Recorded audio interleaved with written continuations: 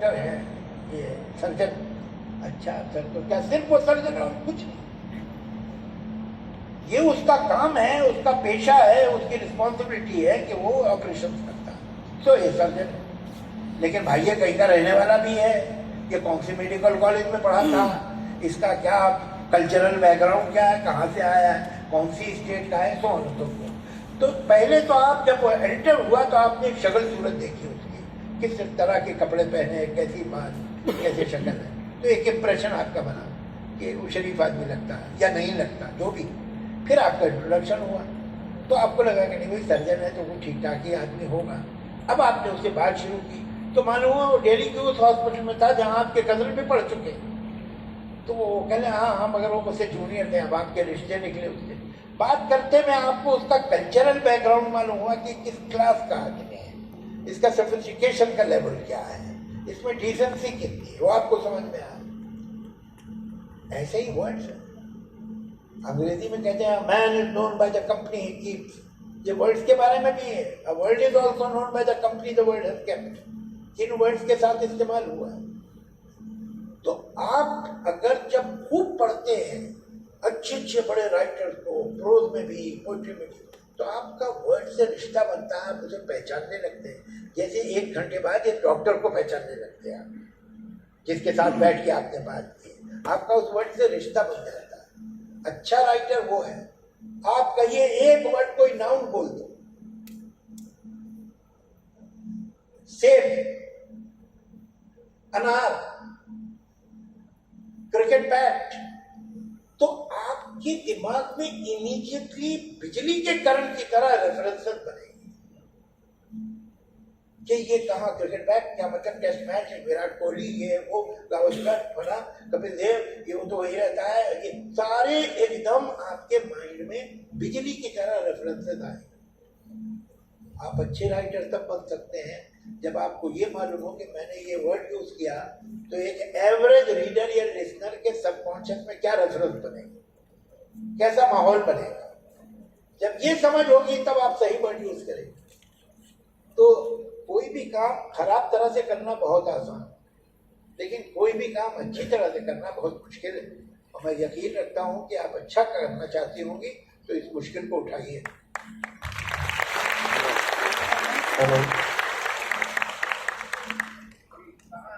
जावेद साहब आदाब। अजमल खान शेरवानी अर्ज कर रहा हूँ। जैसा कि आपने फरमाया कि आप नास्तिक हैं, इसकी क्या वजह है? अपने हमारे नौजवानों को आप क्या पैगाम देना चाहते हैं? जो आपके सपने हैं जो कहीं खो गए हैं, या कैसा आप बनाना चाहते हैं? खो गया जाने कहाँ शहर तमन्ना अजमल, अब तो ख्वाबों का नया शहर बसाना होगा। नौजवानों के लिए आप कोई पैगाम देना चाहते हैं? तो आपने दे दिया, आप क्या बचा। मुझसे अक्सर लोग पूछते हैं जो कि आप एथीस्ट क्यों हैं, आप नास्तिक क्यों हैं? तो मैं उन्हें बड़ा सीधा जवाब देता हूँ, इसलिए कि मैं सोचता हूँ। आप सोचेंगे तो आप ही नास्तिक हो जाएंगे, अब आप सोचेंगे नहीं तो क्या होगा। मतलब कमाल क्या है, आपको एक कुक रखना है तो 15 सवाल करते हो। अच्छा भाई तो क्या क्या पका लेते हो तुम? ये अच्छा, तो ये संडे को छुट्टी करोगे या काम करोगे संडे को? तो हमारे तो गेस्ट संडे को ही आते हैं, तो हमें जरूरत हो नहीं साहब मैं करूँ। अच्छा, तो ओवर टाइम लोगे तो सैलरी क्या लोगे? ये है। तो वहां क्या मिलती थी इससे पहले जहां तुम करते थे? कुछ नहीं। तो वहां क्यों छोड़ा तुमने? सारे सवाल ये आप अपने कुक से करते हैं, अपने ड्राइवर से करते हैं, अपने खुदा से नहीं करते। यानी कुक और ड्राइवर से भी क्या गुजरा है क्या? अरे भाई पूछिए पहले कहाँ खुदा थे, वहां क्या क्या करते थे, हमसे क्या एक्सपेक्ट करोगे, हमारे लिए क्या क्या करोगे? क्लियर बात तो करो उससे एक बार। बहुत खूब। ऐसे ही रख लेते हो? नहीं ये पिताजी के जमाने का है, वो खुदा पिताजी के जमाने का होता है। कैसे लिखा दे यार, अच्छा नहीं लगता। बहुत अच्छे। ये आपका हाल है, खुदा रख लिया आपने बगैर सवाल किए। मैं सवाल करता हूँ बस ये गड़बड़ है। बहुत बढ़िया। हेलो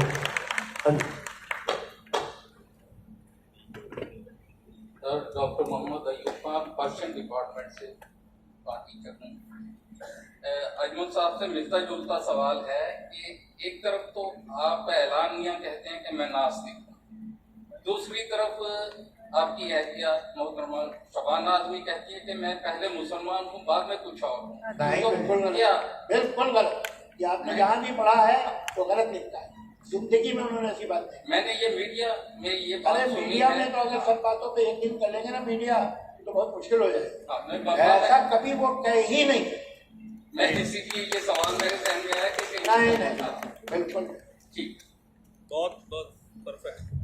तो अगर आप पूछेंगे तो मैं वो कहेगी सबसे पहले तो मैं औरत हूँ।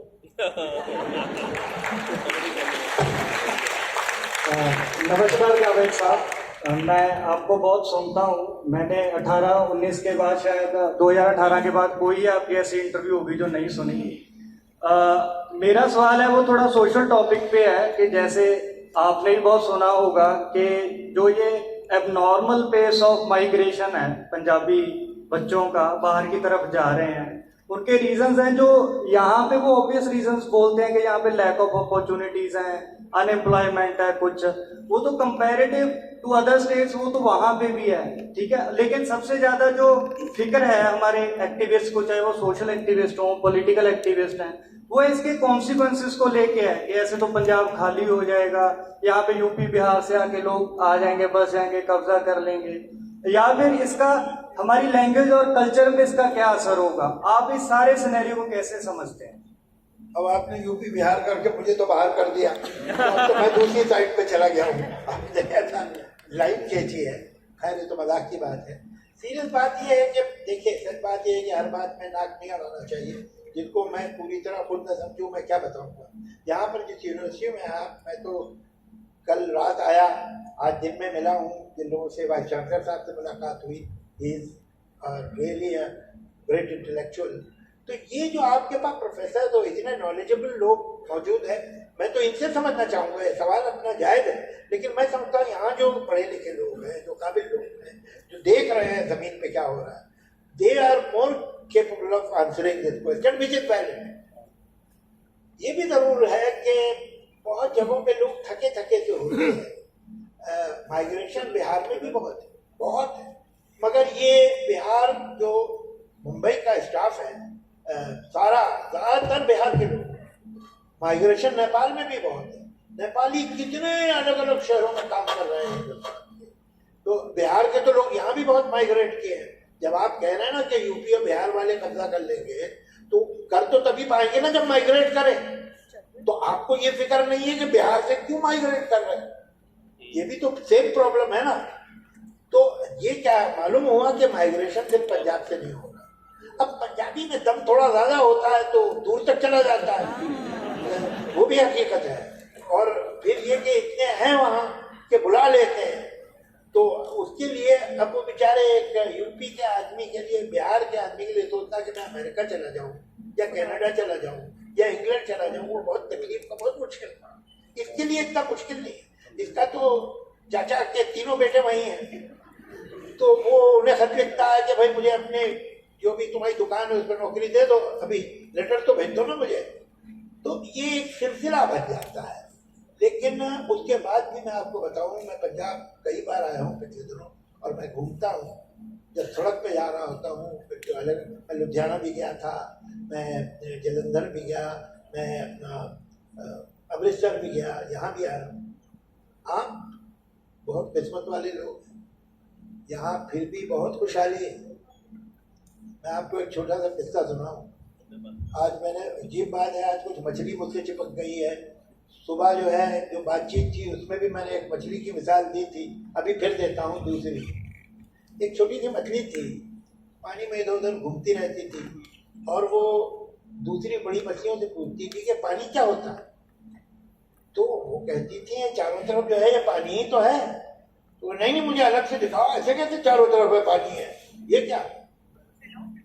तो उसने एक दिन एक बूढ़ी मछली से पूछा, तो बूढ़ी मछली ने कहा, बेटा मैं जब तेरी उम्र की थी तो मैं भी ये सवाल करती थी लोगों से कि पानी क्या होता है।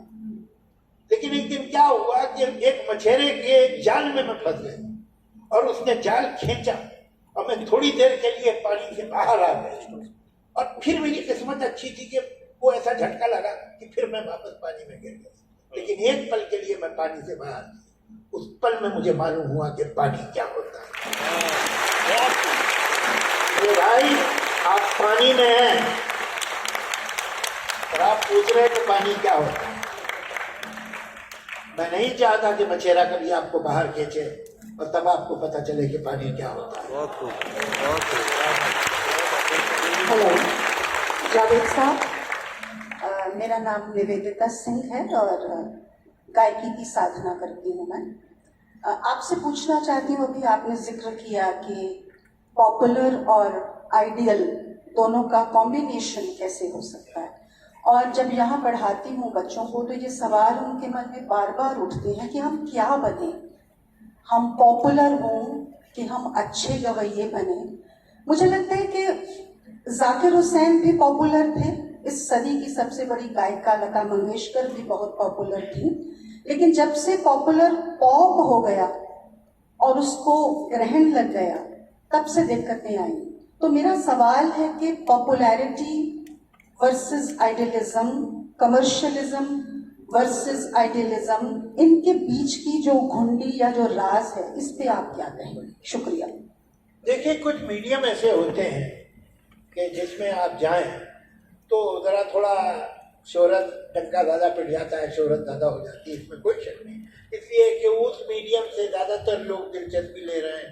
भाई, आप बहुत अच्छी क्रिकेटर हो गए अगर तो पूरा हिंदुस्तान आपको जानेगा, लेकिन आप गोल्फ बहुत अच्छा खेलते हैं तो इतने लोग नहीं जानेंगे आप, भले आप कितने भी गोल्फ के अच्छे प्लेयर, इसलिए कि हिंदुस्तान में वो इतना पॉपुलर है। तो ये सिनेमा में जो लोग गा रहे हैं और सिनेमा में जो काम करते हैं किसी भी रिस्पेक्ट से, उनका ज़रा ज़्यादा ढिंढोरा हो जाता है।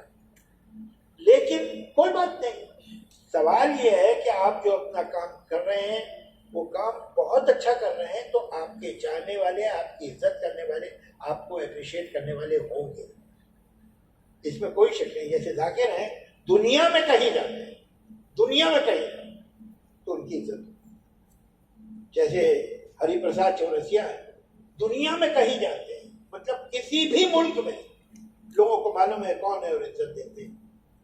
तो कुछ जो है ठहराव की चीजें होती हैं और कुछ नहीं होती, कुछ ज्यादा बाजार में होती हैं, तो अब वो आपकी मर्जी है। लेकिन पॉपुलैरिटी, अगर आप पॉपुलर होने के लिए पॉपुलैरिटी के लिए जा रहे हैं तो आप नहीं हो पाएंगे। वो तो आपका अगर धर्म है, आपको क्रिकेट ही खेलना है और आपको शौक है तो आप विराट कोहली बनेंगे। लेकिन विराट कोहली आप ये सोच के तो नहीं बन सकते ना, नहीं मैं हॉकी तो मुझे आती है लेकिन मैं क्रिकेट खेलूंगी, इसलिए कि इसमें ज्यादा ना, आप अच्छी क्रिकेट ही नहीं खेल पाएंगे, आपका दिल तो हॉकी है, तो आप कहीं की नहीं रहेंगे। आप अपना काम कीजिए, उसे अच्छी तरह से करिए, जितनी अच्छी तरह से मुमकिन हो, और कुछ तो कुछ आपको इज्जत, नाम, शोहरत सब कुछ मिलेगा।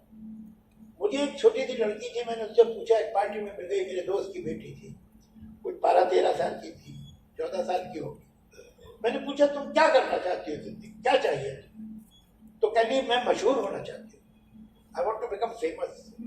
तो बेटा वो कैसे होगी? तो फेमस होना तो कोई वोकेशन, प्रोफेशन नहीं है। आप क्या करते? जी मैं फेमस होता हूँ। आप कोई काम करते हैं, ये परछाई है, फेम परछाई है किसी काम की।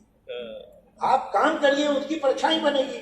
जितना बड़ा आप स्टैचू बनाएंगी उतनी बड़ी परछाई होगी उस स्टैचू। अब आप स्टैचू को बनाए नहीं तो क्या मैं परछाइयां बनाऊंगा? तो ये आप जिस प्रोफेशन में आप जाके, जिस वोकेशन में, जिस काम में आप एक्सेल करेंगे, उसमें आपके चाहने वाले हो जाएंगे, वहां आपकी इज्जत और शोहरत होगी और वहां आपको कामयाबी सही सेटिस्फैक्शन के साथ मिलेगी। आप एक काम इसलिए करें मुझे पॉपुलर होना इसलिए मैं, इट वॉन्ट वर्क, वो होगा नहीं। इसलिए काम आपके दिल से नहीं आ रहा, आप तो किसी मतलब से कर रहे हैं। आप you should enjoy your work. Javed साहब, रूबरू तो हो गया है, मैं इधर से बोल रहा हूँ। अरे तो मैं आपसे गुजारिश ये करना चाहता हूँ कि अंत में आप कुछ सुनाइए। ताकि फिर कार्यक्रम खत्म होने से पहले आप कुछ जो भी आप ठीक समझें। ठीक है सर, थोड़ा सर ये हमारा लास्ट लैप है, तो एक दो पोएम एक आध गजल सुना देता हूँ। अच्छा चलिए भाई, बोलिए बोलिए, चलिए एक सवाल और ले लेते हैं साहब, ये मान नहीं रही आप लास्ट है बिहाइंड एवरी ग्रेट मैन जी, जल्दी आइए, वैसे ही देर हो रही है। चलो चलो चलो चलो, हेलो, एक मिनट ਸਤਿ ਸ਼੍ਰੀ ਅਕਾਲ ਜੀ। ਤੁਸੀਂ ਜਿੱਦਾਂ ਪਹਿਲਾਂ ਬੋਲਿਆ ਕਿ ਸਿਨੇਮਾ ਐਂਡ ਪੋਲਿਟਿਕਸ ਦੋਨੋਂ ਅਲੱਗ-ਅਲੱਗ ਨਹੀਂ ਹੈ ਇੱਕ ਦੂਸਰੇ ਤੋਂ, ਤੇ ਜਿੰਨੀ ਕਿ ਮੇਰੀ ਉਮਰ ਹੈ ਉਦੋਂ ਤੋਂ ਲੈ ਕੇ ਹੁਣ ਤੱਕ ਮੈਂ ਜਿੰਨੀਆਂ ਫਿਲਮਾਂ ਦੇਖੀਆਂ, ਕਿ ਇੱਕ ਤੁਸੀਂ ਕਹਾਣੀਆਂ 'ਚ ਕਿਹਾ ਕਿ ਵੀ ਛੋਟੇ ਬੱਚੇ ਨੂੰ ਫਿਲਮ ਨਹੀਂ ਦਿਖਾਉਣੀ, ਉਹਦੀ ਸਾਈਕੋਲੋਜੀ ਤੇ ਇੰਪੈਕਟ ਪੈਂਦਾ। ਮੇਰਾ ਸਵਾਲ ਦੋਨਾਂ ਦੇ ਕੰਸਰਨ 'ਚ ਹੈ ਕਿ ਹਮੇਸ਼ਾ ਹੀ ਹਿੰਦੀ ਸਿਨੇਮਾ 'ਚ ਜਿੰਨੀਆਂ ਕਿ ਮੈਂ ਫਿਲਮਾਂ ਦੇਖੀਆਂ, ਮੇਰਾ ਸਵਾਲ ਉਸ ਸੰਦਰਭ 'ਚ ਹੈ ਕਿ ਪਾਕਿਸਤਾਨ ਨੂੰ ਹਮੇਸ਼ਾ ਇੱਕ ਐਜ਼ ਅ ਐਨਮੀ ਹੀ ਰਿਪਰੈਜ਼ੈਂਟ ਕੀਤਾ ਗਿਆ, ਤੇ ਮੇਰੇ ਖਿਆਲ 'ਚ ਹਿੰਦੀ ਸਿਨੇਮਾ ਦੇ ਵਿੱਚ ਬਹੁਤ ਸਾਰੇ ਲੋਕ ਜਿਹੜੇ ਪ੍ਰੋ ਪੀਪਲ ਔਰ ਸ਼ਾਂਤੀ ਵਾਲੇ ਔਰ ਪਿਆਰ ਮੁਹੱਬਤ ਵਾਲੇ ਰਹੇ ਆ, ਰਾਈਟਰਸ ਰਹੇ ਆ, ਸਕਰੀਨ ਪਲੇ ਰਾਈਟ ਵਿੰਗ ਔਰ ਲੈਫਟ ਵਿੰਗ ਦੋਨੋਂ ਸਾਈਡਸ ਤੇ ਹੀ ਰਹੇ ਆ, ਇੰਕਲੂਡਿੰਗ ਲਿਬਰਲਸ।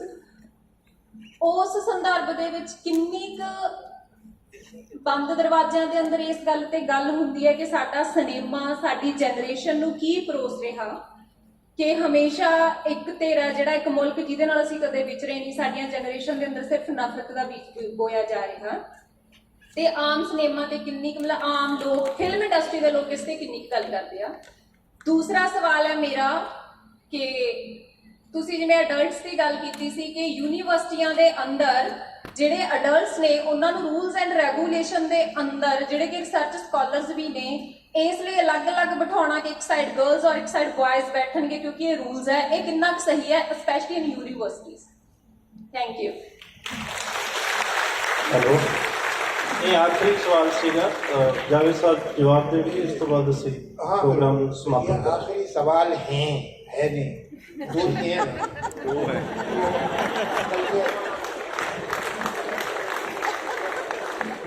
मैं बहुत शॉर्ट में आपको जवाब दे देता हूँ।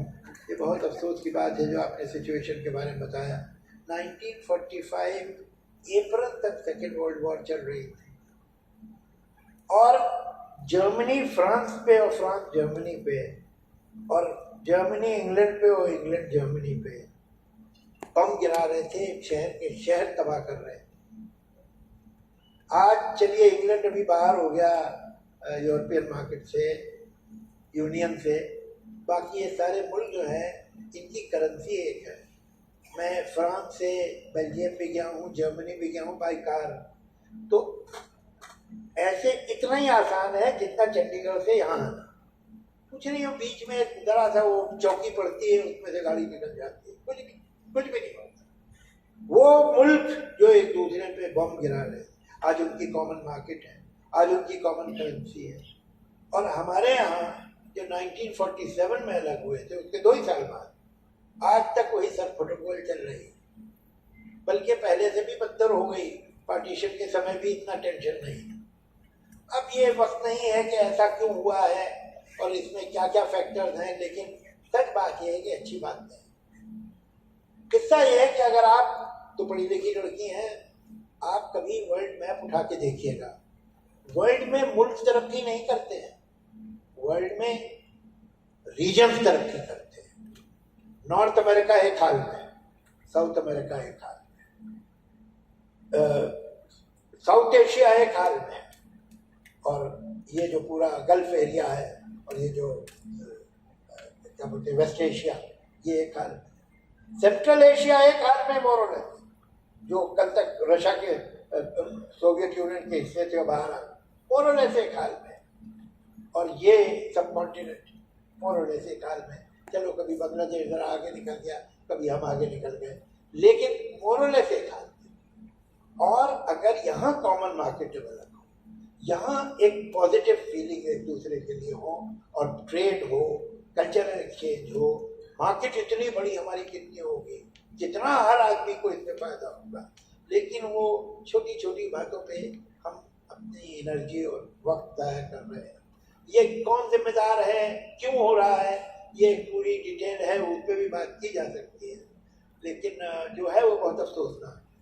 बाकी आपने जो दूसरा सवाल किया था वो मेरी ठीक से समझ में ही नहीं आया था, तो मैं इससे पूछ लेता हूँ क्या पूछ रही थी कि लड़कियां इधर बैठती हैं, लड़कियां उधर। आप तो सही बैठी हैं जहाँ भी बैठी हैं, आपका तो प्रॉब्लम है नहीं। हाँ हाँ, तो हाँ, हमारी सोसाइटी में अभी भी सेग्रीगेशन है। अच्छा,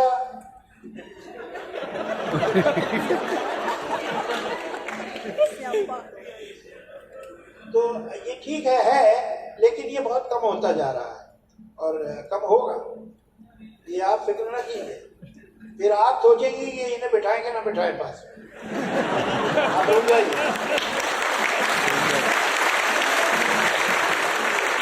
वाइस चांसलर साहब के हुक्म पे मैं कुछ थोड़ी सी पोएट्री सुना देता हूँ। एक नज़्म है सर, ये खेल क्या है।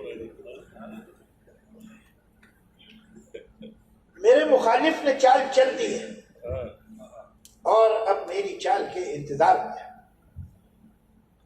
मेरे मुखालिफ ने चाल चल दी है और अब मेरी चाल के इंतजार में है, मगर मैं कब से सफेद खानों स्याह खानों में रखे काले सफेद मोहरों को देखता हूं। मैं सोचता हूं ये मोहरे क्या है। अगर मैं समझूं कि ये जो मोहरे हैं सिर्फ लकड़ी के हैं खिलौने, तो जीतना क्या है, हारना क्या, न ये जरूरी न वो है। अगर खुशी है न जीतने की, न हारने का ही कोई गम है, तो खेल क्या है। मैं सोचता हूं जो खेलना है तो अपने दिल में यकीन कर लूं, ये मोहरे सचमुच के बादशाह हो वजीर, सचमुच के हैं प्यादे, और इनके आगे है दुश्मनों की वो फौज, रखती है जो कि मुझको तबाह करने के सारे मंसूबे सब इरादे। अगर मैं ऐसा जो मान लूं तो सोचता हूं ये खेल कब है, ये जंग है जिसको जीतना, ये जंग है जिसमें सब है जाए। कोई ये कहता है जैसे मुझसे ये जंग भी है ये खेल भी है। ये जंग है पर खिलाड़ियों की, ये खेल है जंग की तरह का। मैं सोचता हूं जो खेल है इसमें इस तरह का उसूल क्यों है कि कोई मोहरा रह के जाए मगर जो है बादशाह उस पर कभी कोई आंच भी ना है। वाह, बहुत खूब। मैं सोचता हूं जो खेल है इसमें इस तरह का उसूल क्यों है कि कोई मोहरा रह के जाए मगर जो है बादशाह उस पर कभी कोई आंच भी ना है। वजीर ही को है बस इजाजत कि जिस तरफ भी वो चाहे जाए। वाह, मैं सोचता हूं जो खेल है इसमें इस तरह का उसूल क्यों है, प्यादा जो अपने घर से निकले पलट के वापस न जाने पाए। मैं सोचता हूं अगर यही है उसूल, मैं सोचता हूं अगर यही है उसूल तो फिर उसूल क्या है। अगर यही है ये खेल तो फिर ये खेल क्या है। खेल क्या है? मैं इन सवालों से जाने कब से उलझ रहा हूं। मेरे मुखालिफ ने चाल चल दी है और अब मेरी चाल के इंतजार में।